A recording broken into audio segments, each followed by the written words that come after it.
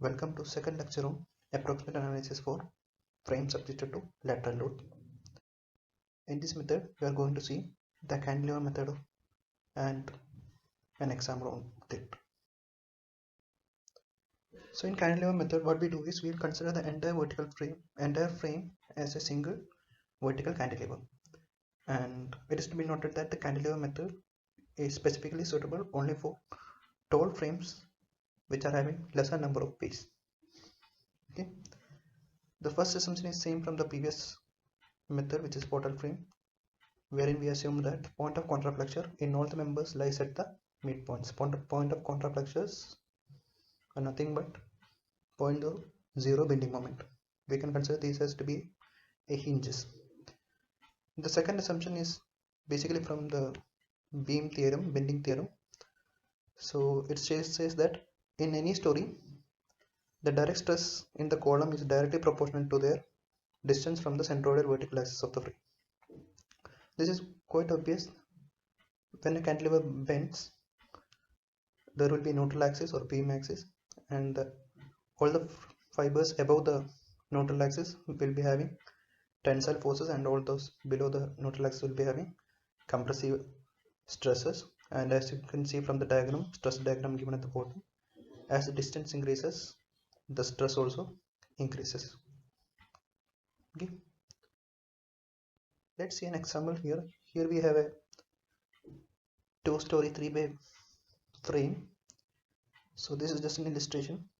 Okay, so what we does here is basically the entire frame is converted into a single cantilever beam which is vertical, fixed at the bottom throughout, and it is subject to the same loading P1 and P2 horizontally. So what happens is this entire cantilever is having a neutral axis, and all those, instead of here when we convert that to a beam, this frame to a beam, in beam we had a fibers, but in a frame instead of fibers we have the columns. Okay, so the fibers are replaced by columns. That's only the difference. Okay, so the first thing to be done is you have to locate the centroidal axis of the frame. Let's say that centroidal axis is at a distance of y bar from the first column, and each of the column is having area A1, A2, A3 and A4, and each of them are at a distance. A2 is at a distance D2, second column is at a distance D2 from first column, third is at a distance of D3 from first column, and fourth is at a distance of D4 from the first column. So in that case, we can use the centroidal formula to find out the centroidal axis, which is A1 into 0 plus A2 into D2 plus A3 into D3 plus A4 into D4 all divided by A1 plus A2 plus A3 plus A4. Okay, so once you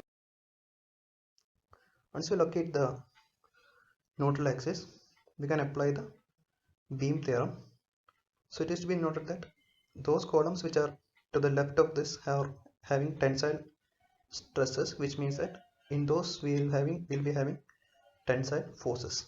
Okay, so let's mark now the column axial forces. As for the top story, we will use V1, V2, V3 and V4. It is to be noted that the columns on the left hand side are having tensile forces, hence we mark the forces downward. V1 and V2 is marked downward, and columns on the right hand side, which are compressive columns, are having forces acting upward, V3 and V4. So downward denotes tensile and upward denotes compressive here. Okay, now that we know the bending moment equation, which is m by a equal to sigma by y equal to E by r, so from that we can find that sigma is equal to m by I into y, that is sigma is proportional to y. Okay, so but it is to be noted that for a given height the moment is same, and also the moment of inertia is also same. So m by a is a constant. So in that case I can say that sigma 1 by y1 equal to sigma 2 by y2 equal to sigma 3 by y3 equal to sigma 4 by y4. Okay, so the stress can be replaced as force by replacing stress as force by area. So V1 is the force in the column, and area is the area of cross section of the first column, A1. Okay, so we get the equation V1 by A1 by y1 equal to V2 by A2 by y2 and go on. So this is a first equation. This means that v2, v3 and v4 can be written in terms of v1. The second equation, if we take the moment about b, we already told b is a center point, which is a contraflexure point. Moment is 0 about b. So the moment at b will be 0. So considering all the forces, we have p1 into h2, which is a clockwise moment. This has to be equal to v3 into m3, which is anti-clockwise, which is a clockwise moment again.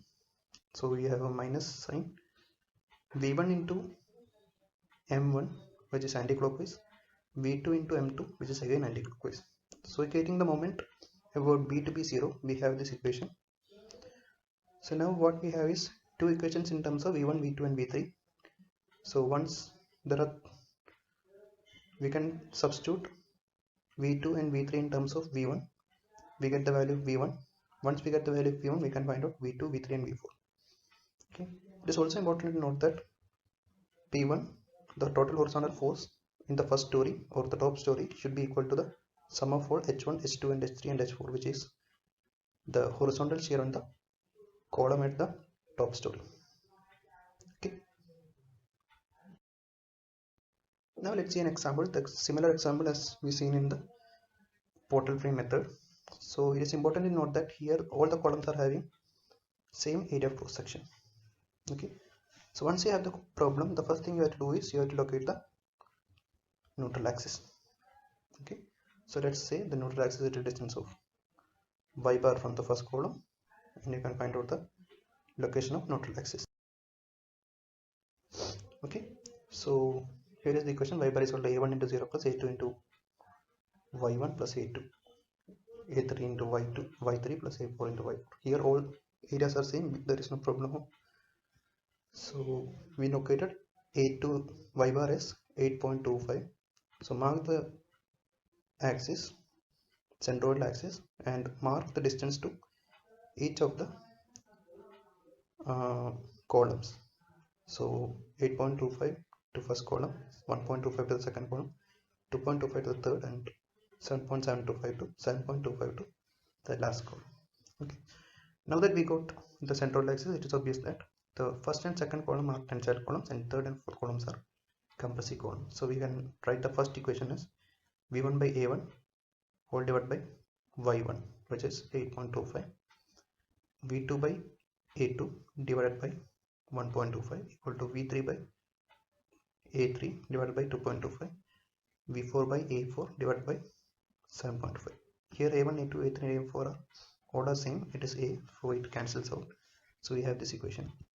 From this equation we can write v2 as 1.25 into v1 by 8.25. Similarly we can replace v3 and v4 with v1 equations. Okay, so once we have done that, we have expression for v2, v3 and v4. Okay, and the next thing we are going to take is take the moment about the point of contraflexure in the last column. So here we have p1 into h by 2, which is clockwise, should be equal to v1 into m1 minus v2 into m2, sorry, plus v1 v2 into m2 minus v3 into m3. Okay, so if you substitute that and replace v2 and v3 in terms of v1, we have an expression for v1, and if you once you and again we substitute to find out v2, v3 and v4. Okay, so it is to be noted that v1 and v2 are axial forces in the first and second column, both are tensile, and v3 and v4 are axial forces in the third and fourth column, both are compressive. So if we add two tensile forces and two compressive forces, both should be 0, so both should be equal, hence the total force will be equal to 0. The same thing can be carried out for the bottom story also. Here also we can consider, either you can consider this, instead of v1 you can consider this as u1, u2, u3 and u4, and h also can be replaced with some other term. Okay, so here also the theorem is same, like first equation remains the same, relationship between v1, v2, v3 and v4 remains the same. However, when we take the moment, we take the moment about this point, which is the point of counterflexure in the last column at the bottom story. Okay, so when we do that, we have moment due to two external forces, which is 180 and 120. So 120 into 3.5 plus 3.5 by 2 plus 180 into 3.5 by 2 is equal to V1 into 7 plus 3.5 plus 5 plus V2 into 3.5 plus 5 minus V3 into 5. So we can substitute for V2 and V3 in terms of V1 and finally find. Once we get V1, we can find out V2, V3 and V4. Here also, if you add up V1 and V2, we get the total tensile force. If you add V3 and V4, we get the total compressive force. The total tensile is going to be equal to total compressive. Okay, so hence the total vertical shear in each column or axial forces in each column is going to be 0. Now that we got all the vertical shears, it is now time to find out the beam moments and column moments. Okay, so as we did in the previous portal problem, we will take each joint and analyze. So each joint will be cut out at the point of counterflexures. So when we take the top left column joint A, what we already have is that there is a vertical shear acting downward V1, which was 13.615. Okay, if there was a 13.615 acting downward, the shear force in the beam AB is going to be again 13.615 acting upward. Okay, now that if you got 13.615 kilonewton acting at a distance of 3.5 meters, we can find out what is this moment. It is going to be anti-clockwise moment of value 13.615 into 3.5. So that we got the value of 47.652. Now to consider this joint, the total moment at this joint should be 0. So in order to make that to be 0, we have to add a clockwise moment which is having the equal value as 47.652. So this is going to be the moment on the column. So we have a column moment of 47.652 in the first column. Okay, now that if you have a moment of 47.652 in the column at A at a distance, and there is a force which is horizontal shear on the column, can be found out as 47.652 divided by 1.75. So this is going to be 27.3. Now you got the column moments and beam moment as well as the horizontal shear on the first column. This analysis can be carried out to each and every joint, and you can find out all the column moments as well as all the beam moment and also the horizontal shear.